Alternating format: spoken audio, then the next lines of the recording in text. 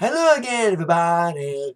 Zack Attack is here at my WWE Hall of Fame induction ceremony review for, well, what was Friday, April the 6th of 2018 from the weirdly named Smoothie King Center in New Orleans, Louisiana. Mania Weekend has started, and this arena will be hosting a lot of events the next couple of days, hosting TakeOver, as well as Raw and SmackDown. And Hall of Fame was the start of it. And I knew Hall of Fames are long, especially this one, and there's been some very entertaining ones, but man, this one went a little long.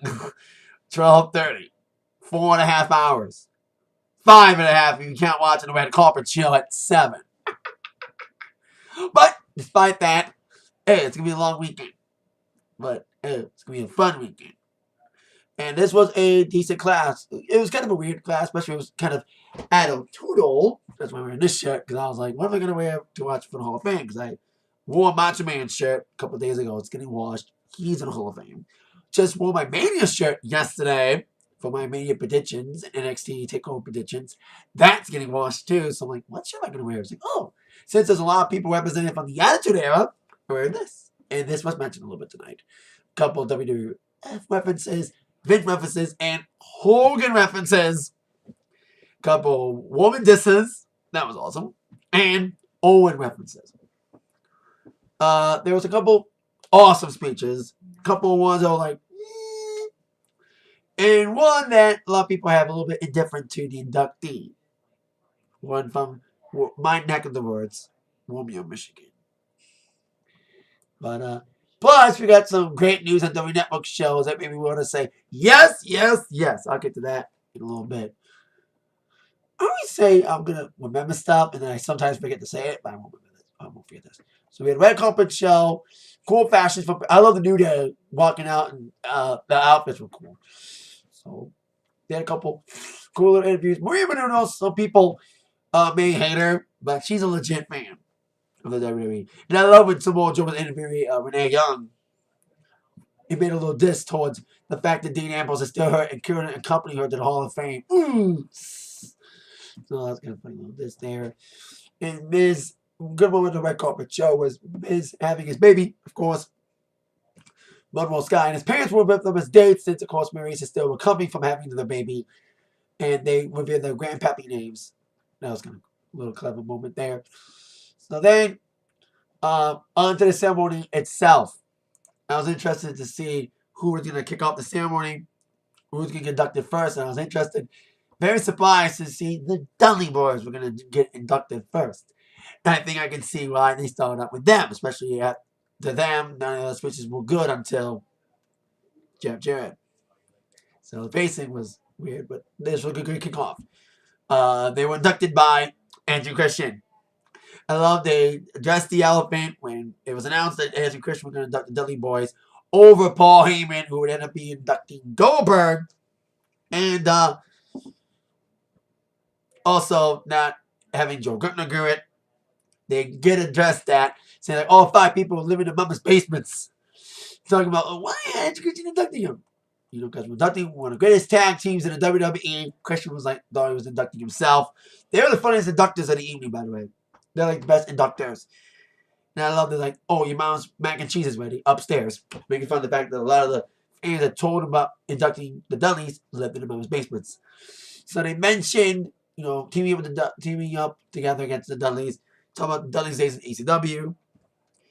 And he's going to make a diss, like the Triple H did if you watch his live stream of him in Access having an ECW staging. And he's like, if you go behind it, you can see people playing bingo. This is ECW being a bingo hall.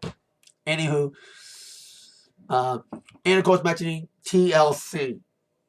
Tables, ladders, and chairs. Oh my, you should have done the whole thing. So after mentioning that, it should have mentioned more Dudleys.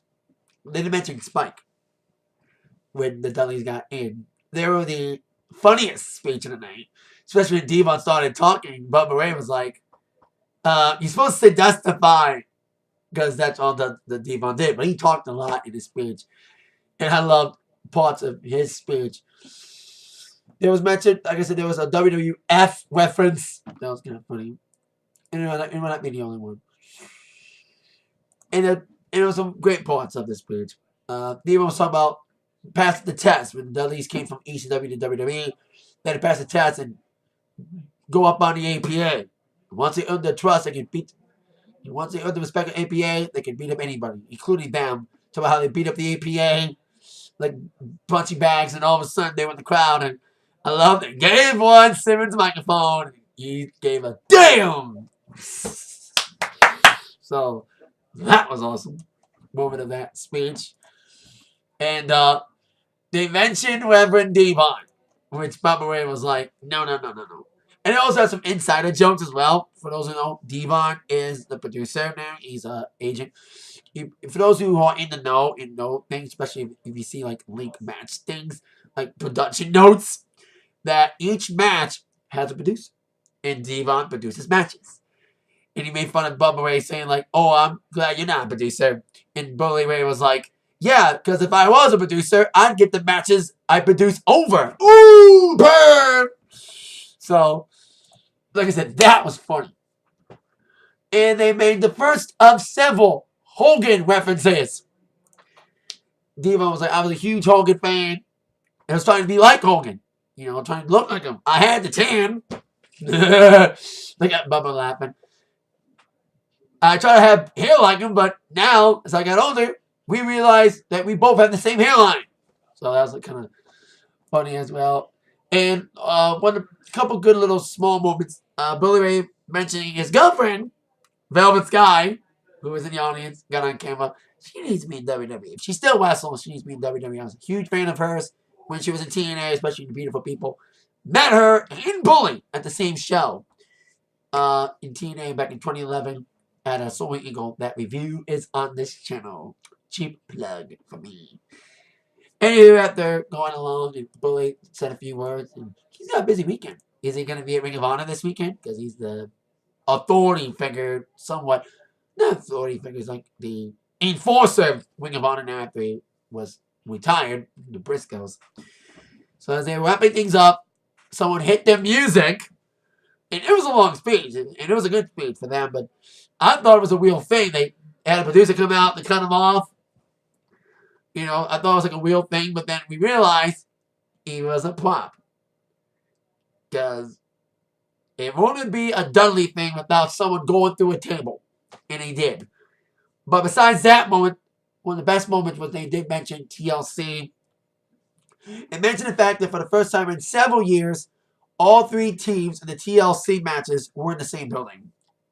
So they called back out Edge and Christian and called up on stage.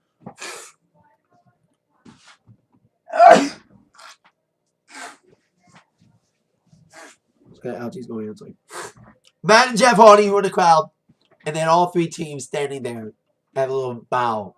That was an amazing moment. You know, especially I was a fan since I was born, but I took a few years off. I really got back into the wrestling scene from the Attitude Era. People like Austin, The Rock, and these three teams. Probably one of the best tag team rivalries of all time. In my opinion, was Edge and Christian, Dudleys, and the Hardys. Their matches were amazing. TLC matches, oh my. The Triangle Ladder match at Mania 16 was incredible too. We're going to get some stuff, sorry.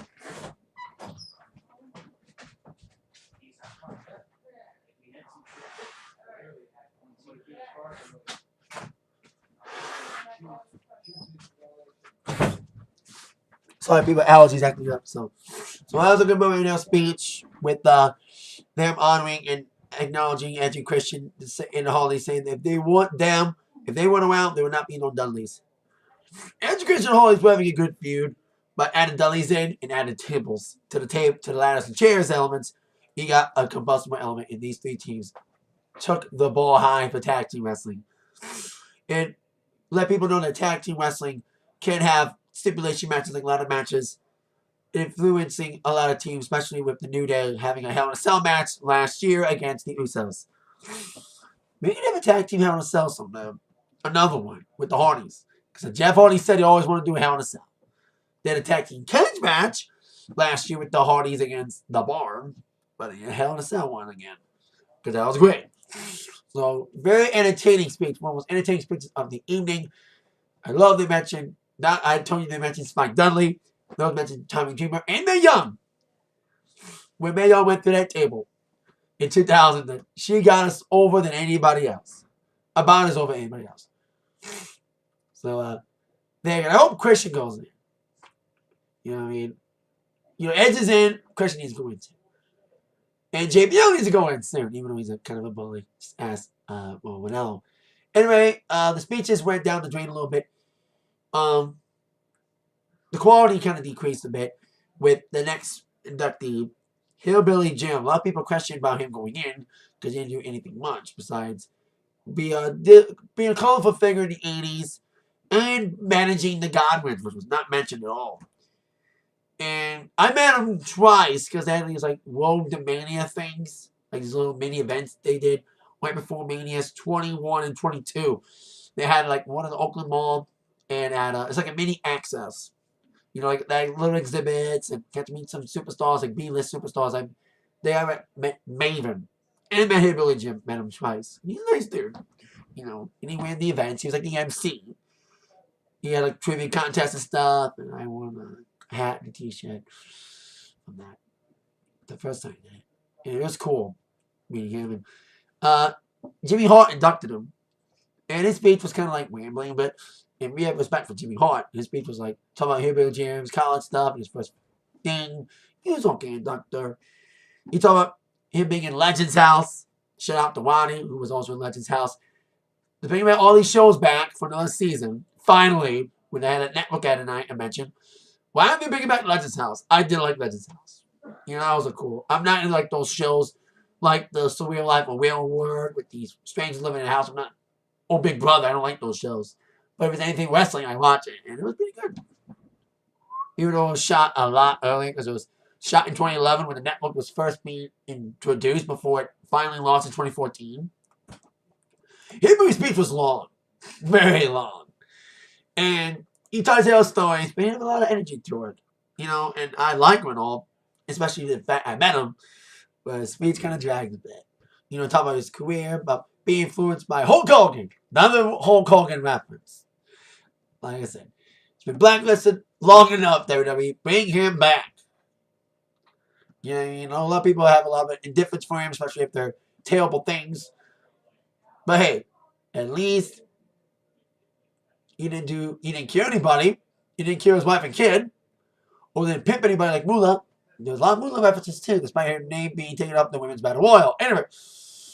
And it's still stupid. If you watch WWE Network, you watch old Hillbilly Jim matches, they overdub Don't Go Mess with a Country Boy. Apparently they don't have the rights to that song. And yet they still don't have the rights to Don't Go Mess with a Country Boy. Stupid! They don't have the rights to Don't Go Mess with a Country Boy. They got the rights to Bash for USA, but not the rights to Don't Go Mess with a Country Boy, despite the fact they have a freaking 45 of it on display and access. Anyway, so, like, his stuff, about his paychecks, like, he looked good. But a lot of people who don't know him is like, Strowman's dad. He almost looked like someone who could. He almost looked like Strowman, a little bit older. That's why a lot of people on the internet, I was on social media doing a show like Strowman's dad on Twitter. And he mentioned a few people. And he mentioned Snuka, which was kind of weird because he kind of got blacklisted from company for his murder, alleged murder or something. So his speech was okay. Wasn't the best. He tried his best. It was a little long. It was still emotional, but it wasn't as bad. Then you had a little video montage with the legacy inductees. This is, I think it's the second couple. I think it's like the second or third year in a row they've done this. Like just induct people like a little mini class called Legacy section. They're not full inductees, but they get an acknowledgement. Stan Stasiak. Is he sure on Stasiak's dad? Just wondering. Boris Malenko. Same question. Is he related to Dean Malenko? Then Dollar Singh. Once again, is he related to the Singh brothers? Sorry. Al Santo, Cole Combs, Jim Landos, Rufus O. Jones, Sputnik Monroe, but the only one I knew, and I'm happy he should have got a full induction, but I'm happy he's acknowledged somehow in the WWE Hall of Fame in his legacy section. Lord Alfred Hayes. Knew him better as a commentator and a colorful face on WWE programming. For those who had like old school Coliseum videos, at the end of the videos, he had the Coliseum video address, which I remembered to this day. The whole thing, when he said it, I'm going to do a bad Alfred impression. I apologize for that. Smell good.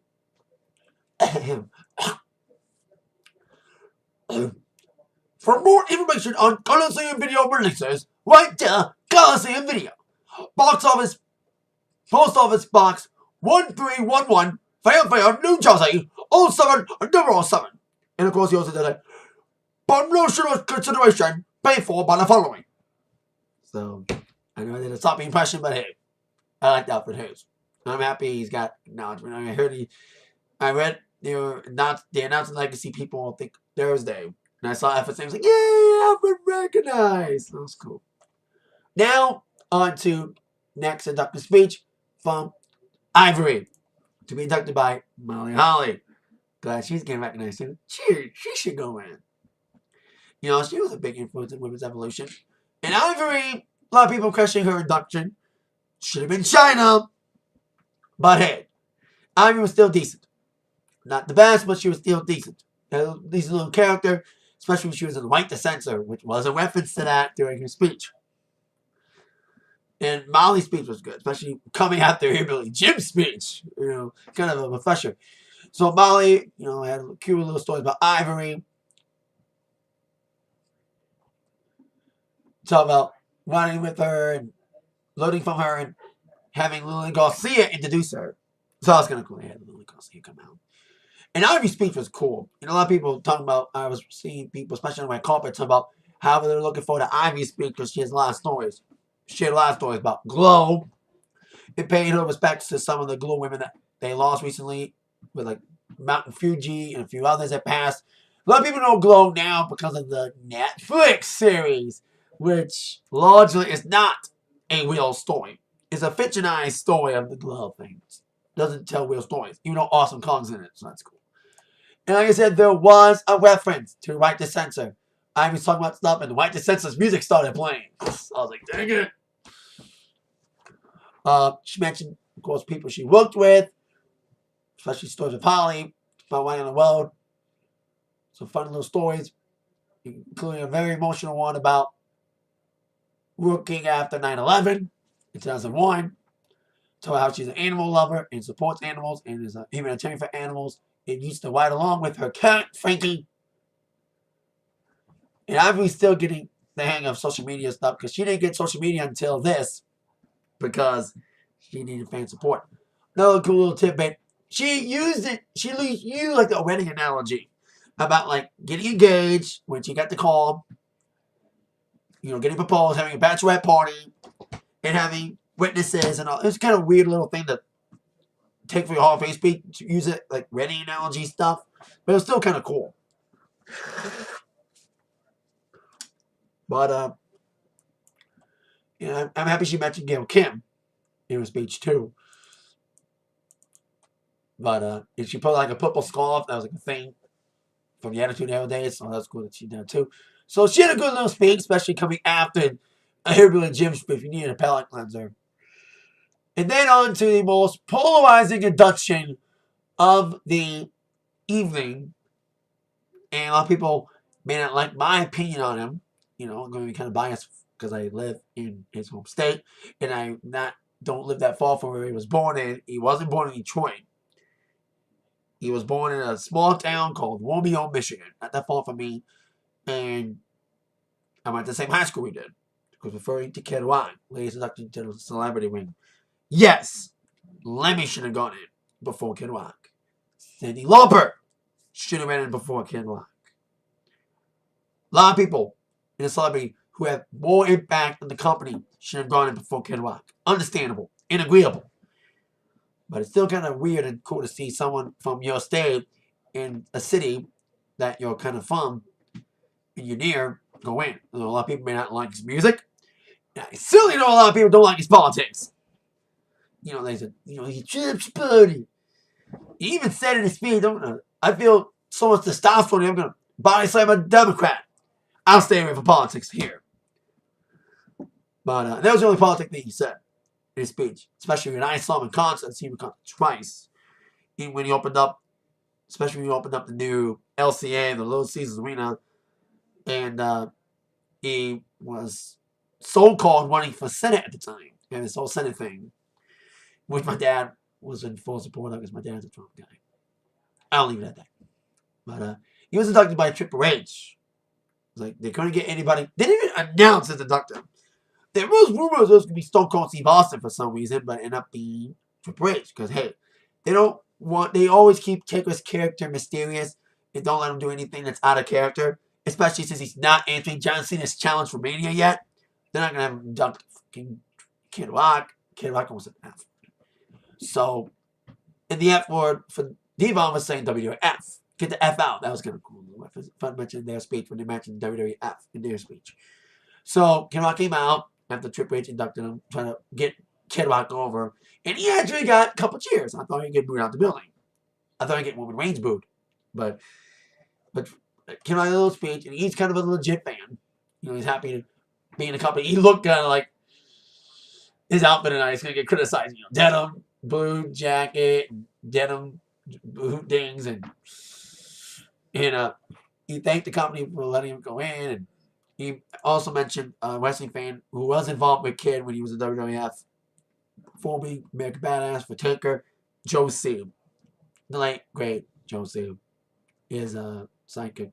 Too bad, because I saw Kid in concert, and I even went to a video shoot for his video Forever. It was an open video shoot for in the state of Michigan, Michigan State Fairgrounds on 8 Mile. I was 13 years old, and it was a wild experience. It was in the middle of October. It was cold as hell. But it was a great experience. I was only there for a few hours. I wasn't there for the whole day. I just saw what videos were made of from making the video on MTV, which was actually shooting an episode that day. When I was at the video shoot. And I found out through MTV. Like, hey, Kid Rock's having a video shoot. It's open to everybody. And I went. It was the only video shoot I ever went to. Been the concert shoots and obviously pay-per-views and TV tapings. Especially those little reviews on my channel as well. Not cheap plug. So, yeah. I know a lot of people have the opinions of Kid. Don't like him. Understandable. You know, I totally understand why you don't like him. He's the millennium version of Ted Nugent. His politics overtake the music. And some people don't like both. People don't like the politics or the music.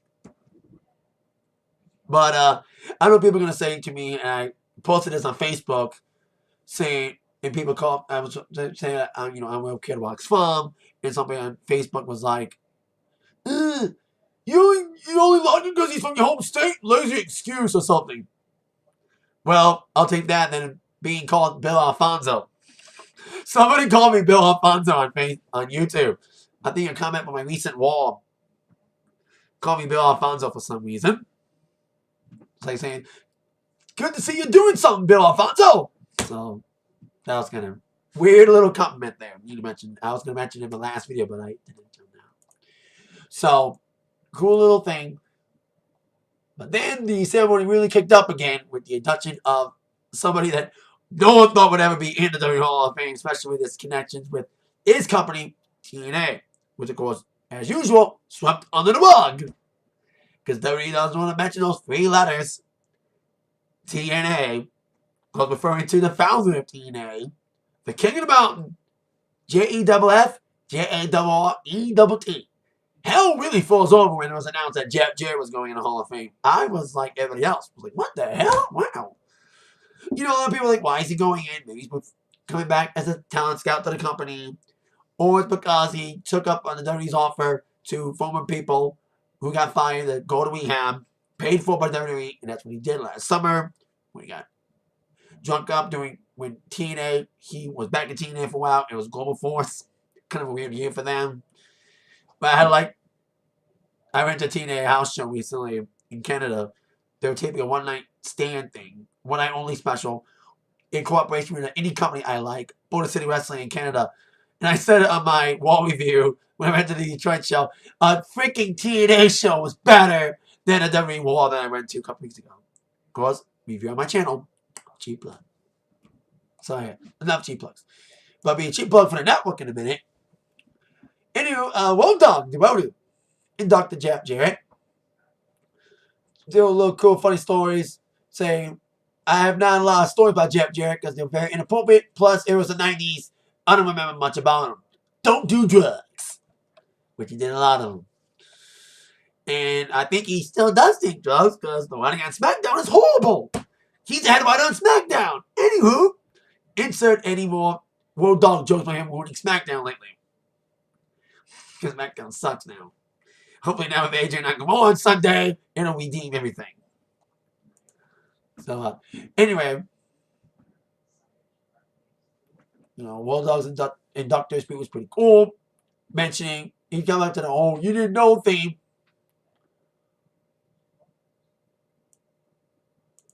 So, after he said his little word about Jeff, here he comes.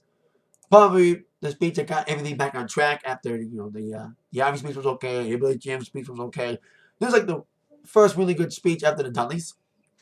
Talk about his career, about working with a lot of great people.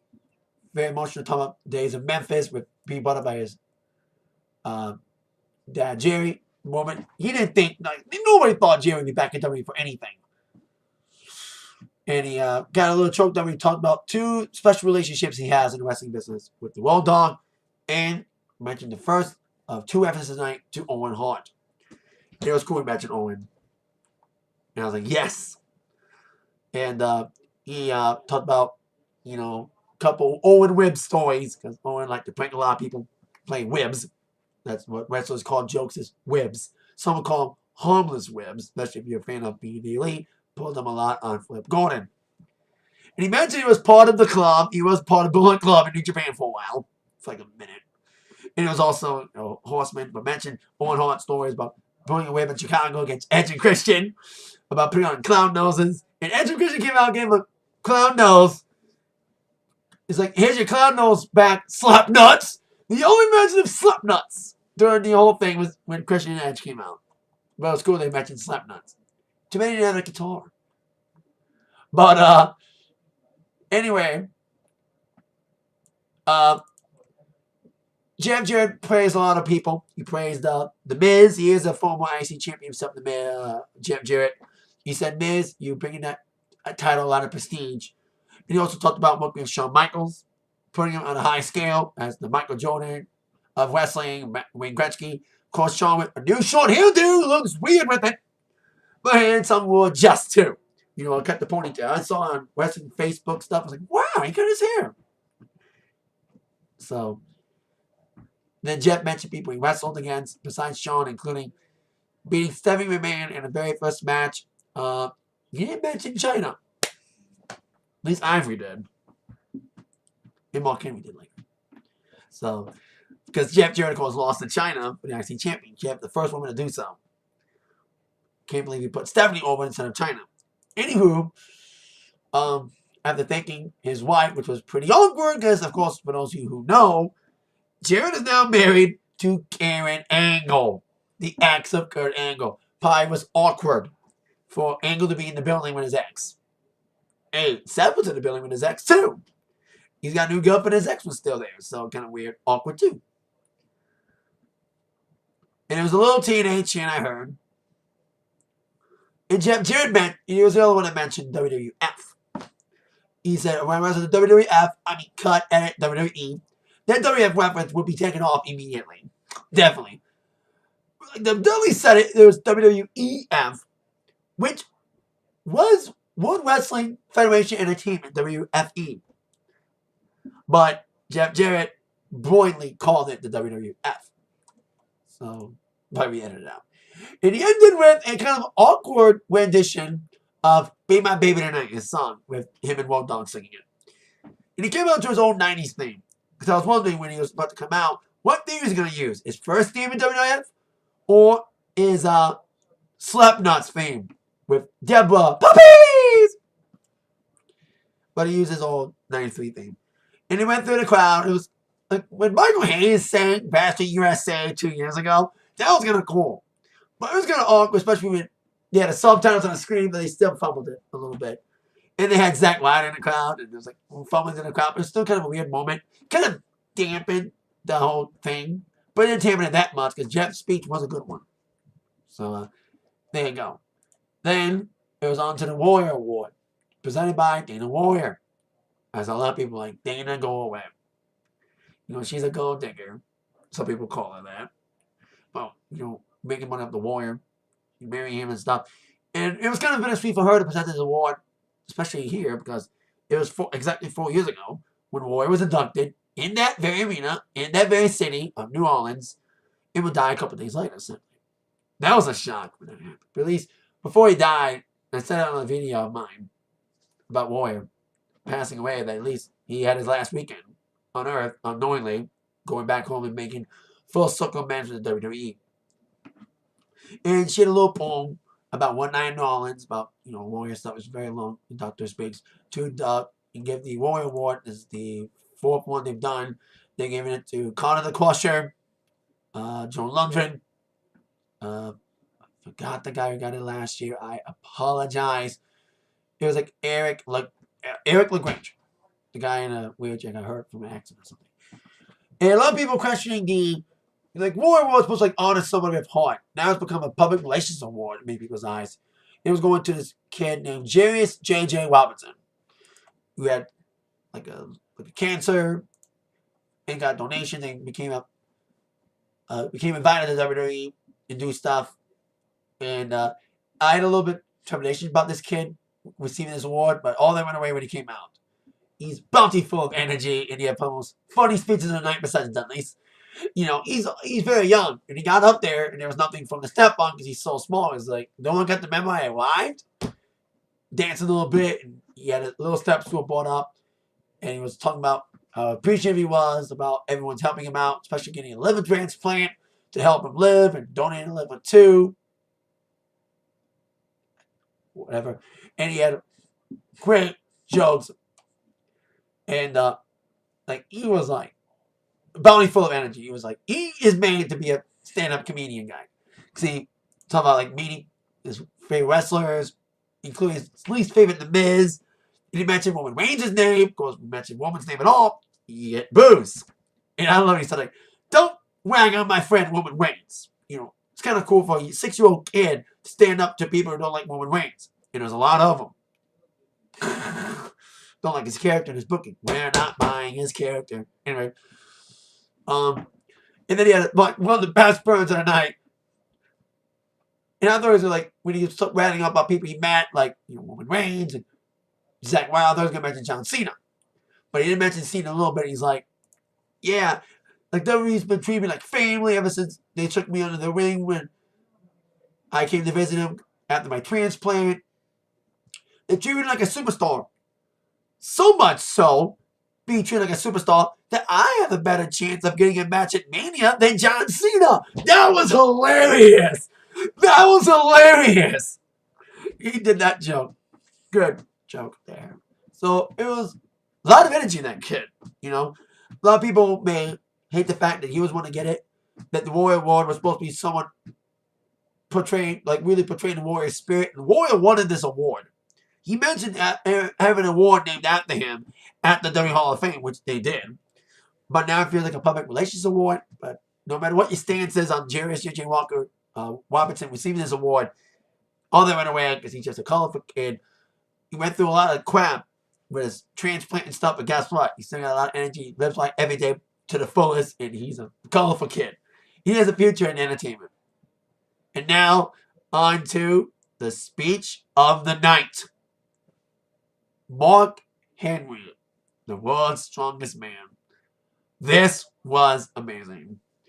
He was inducted by The Big Show, who recently signed a brand new contract and is not retiring. Insert retirement joke, Big Show. So, Big Show came out, talked about how Mark Henry's been humble. And, he's a terrific big guy. And he's like, no one knows this, but he's a great recruiter. He's been a great ambassador for the company and all this great stuff he's done. And then Mark Henry came out. And, like I said, there was a whirlwind of emotion. There was laughter. There was tears. Especially when you mentioned when he was 9 years old. I got into wrestling because of my grandmother. And I went to see my favorite wrestler when I was 9, Andre the Giant. And I was kind of front row, and everybody was up to the guardrails because they wanted to get a glimpse of Andre. And I was in the midst of people stampeding to see Andre. Got stumped. Got pushed down. But Andre saw me and picked me up. So that was a cool little story there. But then came the most emotional moment of the entire thing. Especially after Owen Hart was mentioned by Jeff Jarrett. A lot of people thinking that Owen Hart would be mentioned by Mark Henry. Especially how Mark got teary-eyed after Owen passed away in 1999. So, on social media after Jeff's speech was like, is Mark going to mention Owen too? Which he did. He didn't tell any Owen stories, but he did something that every wrestling fan's been doing for the last 20 years. Especially the last couple years. When the Hall of Fame came up. For those of you who don't know, Helen Hart has a huge grudge with the WWE. Sued them and will not allow WWE to do anything with Owen. As a matter of fact, release a DVD of him. But they won't let him be inducted into the Hall of Fame. You know, Martha owns his likeness. You know, she's the estate owner and has hated WWE for what happened with Owen. It was a freak accident. No one could have predicted it, but she still owns a grudge with WWE. And I love when Mark Henry came on the screen and said, Helen or Martha, Owen deserves to be in the Hall of Fame. Please let your guard down and do it. And it was teary-eyed. That was like most emotional moments of the evening. You know, especially after seeing Jeff mention Owen earlier, to see Mark do it and pleading with Martha and also apologize for not keeping up with the family that often after Owen's passing. That was a very emotional moment. And I knew what he was doing. When he mentioned Martha's name, I was like, please do what he's gonna do. Say, please, Martha, please finally pull down your guard and finally let time finally heal old wounds and get Owen in the Hall of Fame. It'd be more poignant than ever to get Owen in, especially next year being the 20th anniversary of his passing. If there's any time to get Owen Hart finally in the Hall of Fame, do it next year, Martha. Please, let down your guard. Finally, let go of all the years of anger and turmoil. I understand you have a grudge on the company. You know, totally understandable. You know, they were involved in the death of your husband in some way by allowing him to do the stunt that he was supposed to do. That unfortunately the cable broke. And I know you have resentment for WWE for that. And sued him up the ass and won't let him honor Owen and put him in the Hall of Fame. You refuse. But I hope Mark's words got to you. And I'll believe in him too. You know, we echo his sentiment. You know, F you for not allowing Owen Hart to get honored. You know, his father's in. Jeff told a story about, Mark told a story about Stu, and so did Hillbilly Jim, about being trained in the dungeon.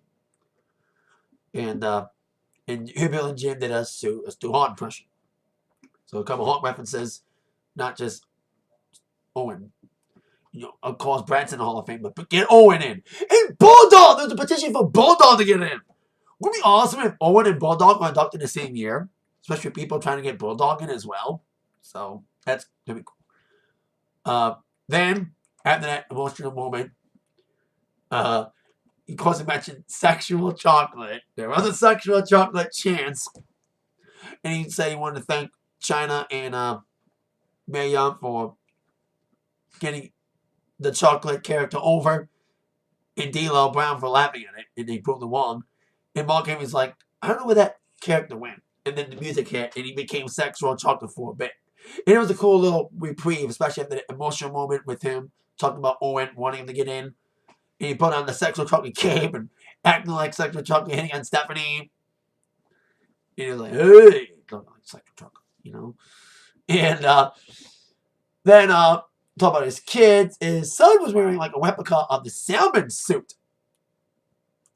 The suit that he wore when he had his big retirement 5 years ago. Mark Henry wore it. They had the actual salmon coat, which was on display, I think, at Access, and bought it to Mark Henry to wear. And it was a lot bigger because he lost a lot of weight since then. So he said, I feel like a blanket. And it was a cool little, it was like awesome moments in this. It was laughter, emotion, and unintentional laughter too. Mark Henry was talking about all the people that influenced them, especially Ernie Big Cat Ladd. And as you were talking about Ernie Ladd, a little glitch went off, like some noise happened. When Mark was talking, what the heck?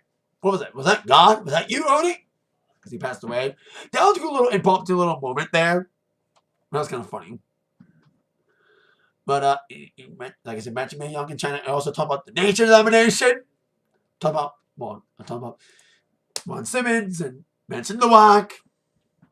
And it was a cool thing. It's like, Dwayne had no money when he started. He lived with me. And I was like, no, don't worry about the money now. You don't need to pay me, you know. But he's like, Mark, now that I heard you made a career out of yourself now in the movie world. Give me some of that money, man. I'm retired now. So, and he replicated his retirement speech in the end, talking about John Cena. And he ended with, that's what I do! So, like I said, the best speech tonight overall. Like, the Dudley Boys was the most entertaining speech. Next up was J.J. Robinson. But when it comes to an overall speech that had everything, that had funny, that had heart, that had emotion, there was a roller coaster. This was it. Mark Henry's speech was the best of the night. Before we get to the preliminary headliner, I do want to mention the WWE Network ad that aired during the show promoting what's coming up on the network next. And I kind of marked out. Like, yes, they're doing this. First things first, they'll finally, after 2 years, doing new episodes of Camp WWE. Yes! It's a guilty pleasure. The adult animated show, like 3 or 4 episodes, and never there anymore. And I'm happy they're doing it again.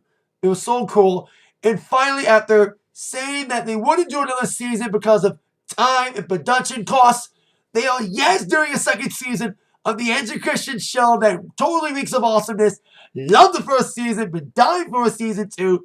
Didn't think it was actually going to happen, end up doing it. So, and they're doing a new tape for 3, including I think they're doing one with AJ and Joe. They're also doing one with the Hardys and Andrew Christian. And new Storytime, the animated show. I like Storytime.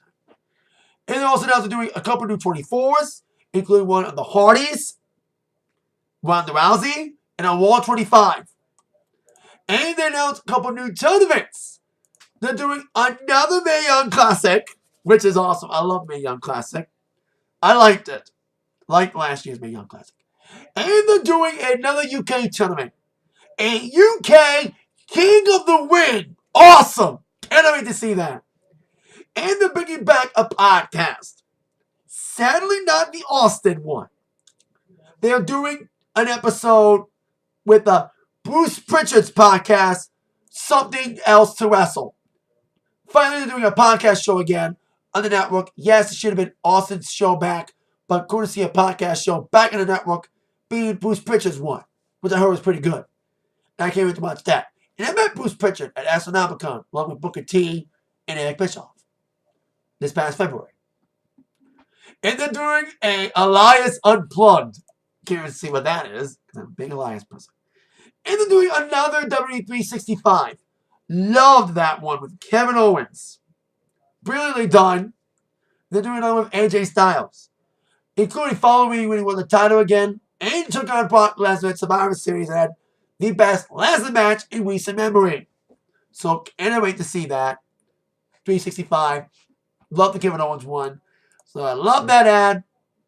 Because I was like marking out. I was like, oh my god, they're doing this! New Christian! New Camp WWE! New 24! New UK tournament! New Mae Young! Ah! So I kind of marked down during that. So that was awesome. But they're doing another Mae Young. They need to do another C-Dub-C, damn it! C-Dub-C needs it. Seriously. Cruiserweight Classic should get another one. So, there you go. They didn't specifically announce when they're all launching, but probably next 3 months. But now on to our headliner. Let me make sure I get everything in the shot. Goldberg! Goldberg! Love WCW. Of course, I like this comeback until he beat Kevin Owens. I was very upset. That was like the last thing I got really upset about. Because I didn't make a proper Fastlane review last year. I made like a little thoughts video because I was so pissed off. Like, I knew it was coming. I heard it was coming about Goldberg beating KO, which did not need to happen. It still should have not happened. Goldberg and Lesnar should have not made for the Universal title. Should have been KO and Jericho, title against title, at WrestleMania 33. Still feel that way. So, but it wasn't Goldberg's fault. It was creative who made him champion. They're like, hey, we want part-timers over than the full-timers. So, anywho, Goldberg was inducted by a questionable inductor, Paul Heyman. Even he was studying as inducting Goldberg. And of course, not inducting the Dudleys. He mentioned, of course, the fact he was inducting Goldberg over many others and not inducting Dudleys, saying that I want to induct Goldberg because of the fact he's a good father. I want to be as good of a father that he is to my kids. And the fact that he was a guy that beat down Brock Lesnar. Brock Lesnar, after he destroyed the streak and beat up John Cena before AJ Styles started doing it, Lesnar needed someone to get his ass kicked. Lesnar needed someone to kick his ass and teach him a lesson. And Goldberg was that guy. And it's not Roman Reigns. Good woman burned there. First of two woman burns in this speech. One from Heyman, one from Goldberg. So, then Heyman's speech was short but sweet. I'm trying to get Goldberg over and also getting Lesnar over at the same time. Before inducting Goldberg. And he had the entrance. He had like the security guards and the doors. Of course, minus the pyro. But still. Goldberg's speech was a decent one. Not the best speech of the night, but it was still a good speech about, his career in WCW and his football career, especially mentioning the fact he went to Georgia Bulldog School, University of Georgia, and played for the Falcons, especially being in Saints and LSU country in Nolans. Got some booze there. And of course, talk about his wrestling career, about, having a style that a lot of people admired, and having a finishing move that so many people trying to replicate and imitate badly. Woman. That was awesome. Woman burned to the spear. Because woman's spear is kind of lame. But, and he was also talking about he's the first Jewish WCW, WWE guy to have his bar mitzvah. That was like the first thing he said. It was kind of like weird, but funny. Goldberg's suit. It was a weird little suit. There was like some really cool fashions. Jeff Jarrett's suit was loud, but I like this suit. But Goldberg's suit was a decent little suit too. He was talking about his kid, his family, and by that point, especially at that wide shots, a lot of people left because it was like 12 o'clock Eastern. Because they're in the Central Time Zone, so like 11:30, there was like a lot of empty seats in the Superstar section. Maybe they wanted to get up early, get a long weekend, especially doing Access, especially those in NXT going to take over. So, he didn't talk a lot about his career, talk about like working with people, being influenced by people, mentioning Ric Flair. There's a cool Ric Flair reference by Ivory. I forgot to mention it in her speech. And talked about Sting, who was there, influencing him. And another reference to Hogan. Mentioned Hogan. Goldberg mentioned Hogan. Devon mentioned Hogan. Hillbilly mentioned Hogan. Lovey mentioned Hogan. It's being blacklisted, but guess what? The vaults are opening. They're going to come back. But, yeah. Good little speech from Goldberg. Like I said, wasn't as good as Mark, but still good. And mentioned a lot of big things about the highs and lows, but the CW, especially getting a streak ended by Kevin Nash on his birthday. He didn't go into detail about his first stint in WWE. He's like, I hate it. I hated it. I hated it. Miserable tour of duty. I hate talking about it. Let's move on. Especially that Hulkamania 20 match with Goldberg and Lesnar. But the match last year was not that bad. At Mania, better than Survivor Series and longer. Anyway. Good luck, and then with of course the Who's Next. So it was like a crazy night after he was done. And it was a cool little speech. At the time it was over, it was like 12:30. So it was like 4.5 hours. 5 if you count the 5.5 if you count the red carpet show. So it's gonna be a long weekend, but it's gonna be a fun one. It was a good way to start off. Good ceremony, kind of a weird class this year. A lot of attitudinal elements in there, but still a decent show. Lots of great speeches, especially Dudley's, Jerry J.J. Walker, love Jeff Jarrett's speech, and of course the speech tonight, in my mind, Mark Henry. Amazing. So, see you people. Mania weekend has just begun. With that in mind, been attacked by the review from Zach.